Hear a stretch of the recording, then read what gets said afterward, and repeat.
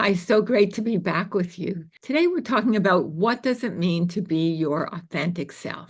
To me, it's that our outward actions and how we show up in the world are aligned with who we are on the inside. And by the inside, I mean our inner essence, our true nature, who we are born to be. One of my favorite quotes is happiness is when what you think, what you say, and what you do are in harmony. Mahatma Gandhi. Yeah, it's a tall order, especially when there's so much conditioning we're not even aware of, like from the expectations of others in our younger years to all the disempowering stuff that we're fed through social media, all the stuff that triggers comparison and aspirations that are really not our own. So this is also about being comfortable in our own skin. So today we're going to explore 7 ways to be our authentic self or to get to that. Have you ever felt that you wanted to live more authentically?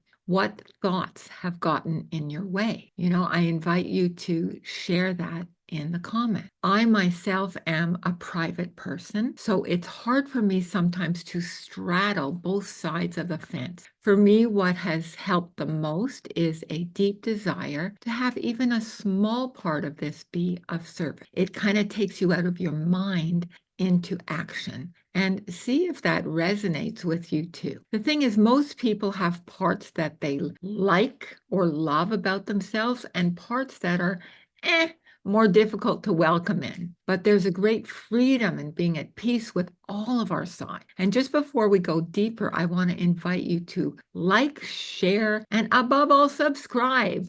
We have so much good stuff coming for you. I don't want you to miss a thing. And now let's jump into the fear that can get in our way. For many people, there's a nagging fear of being fully authentic, fully transparent. Would people like me if they knew what I was really like? For that worry, it's important to challenge the negative beliefs. Instead of telling yourself, I can't be myself because people will judge me, and that's a real fear. Flip that to say, I owe it to myself to be myself. I actually don't need anyone's validation but my own. And if you're used to people pleasing and avoiding conflict, remind yourself, I don't need anyone else's permission to be my authentic self. That's a decision that I alone can make. And that's true. It's a personal decision. Okay, let me give you a little bit of a story. I used to have red hair for years and years. My mom was auburn and I decided I wanted to be red. My natural color was like a dirty blonde. So when my hairdresser started introducing blonde highlights and then more and more, you guys know how it goes, my friend who's a redhead was so upset that I was changing that she made very blatant comments that she wanted me to go back to my old look. But, I listened to her, of course, but I liked the changes. So I had to remind myself that, yeah, that's my decision. And she may always feel the way she feels, and that's okay. And yes, there is some vulnerability involved. Sharing how we really feel can be uncomfortable, especially if we don't know how the other person will respond. And in all matters, especially relating to our values, views, or passions, it can be kind of scary to put ourselves out on the limb and risk rejection or failure. But if we share our so-called flaws instead of hiding them, that in itself is a sign of strength. Let me give you a funny example. My neck. Sometimes, some days, wow, it really bothers me. It now has creases and lines, and I wonder, when did that ever happen? All of a sudden, they're there. What should I do? Wear a turtleneck? What should I do? So, when I mention it to you, I'm kind of laughing. This flaw of mine, I almost feel a sigh of relief just to talk about it. It's kind of funny. In fact, it stops fear in its tracks. And I've met so many women who are thinking the same thing. And it becomes a crazy bond that brings us together instead of something that, makes me feel bad, So it's flipping the conversation. What challenges or scares us actually forces us to face the things head on and draw on our inner strength or change our perspective. Here's another example. If you feel like the group around you is not supportive of you showing up authentically, then that's a real sign that you are outgrowing that group. It happened. They're used to seeing you as you were before. And how's that working? Clearly, if there's some friction, there's room for change. It's time to make new friends, expand your circles, people who share your values, your vision, and your interests. And what I want you to remember is that people can say anything they want. It's not personal. If you take something away from this, it's not personal.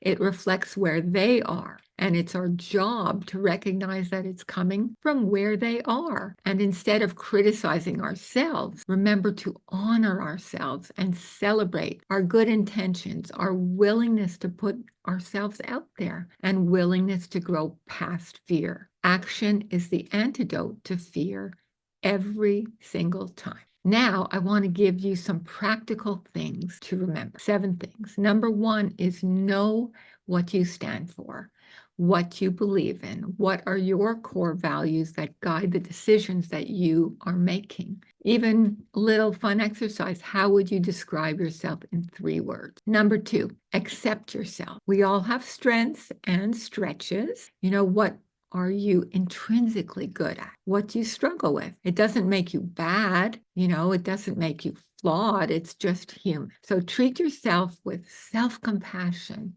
with kindness, and a dose of humor never hurt either. When we can laugh at ourselves, there's nothing that can hurt us. Number 3, remember you matter. Say what you mean what you say. And of course, honor your own needs and give them voice. Your needs matter just as much, maybe more, as everyone else's. And number 4 is express yourself. Discover what you love to do, what makes hours feel like minutes, what makes you feel like yourself.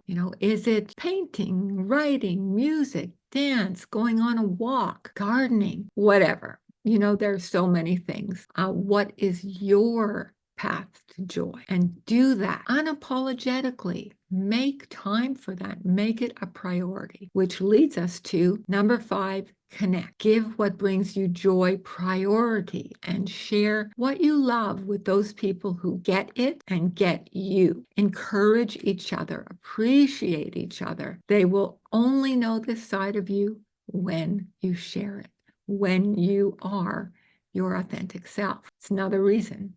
Number 6, be more of who you are.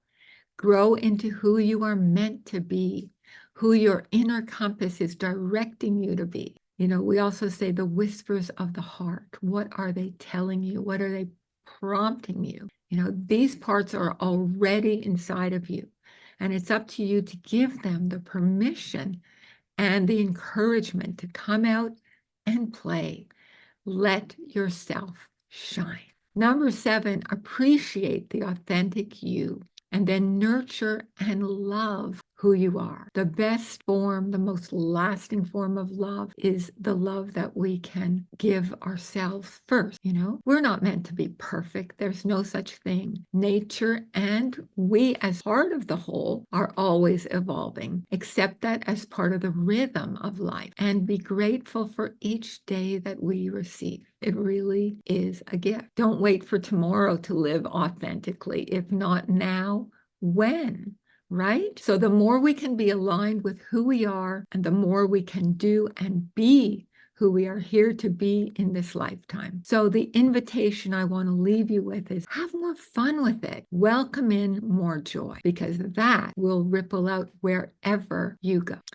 As always, sending you so much love.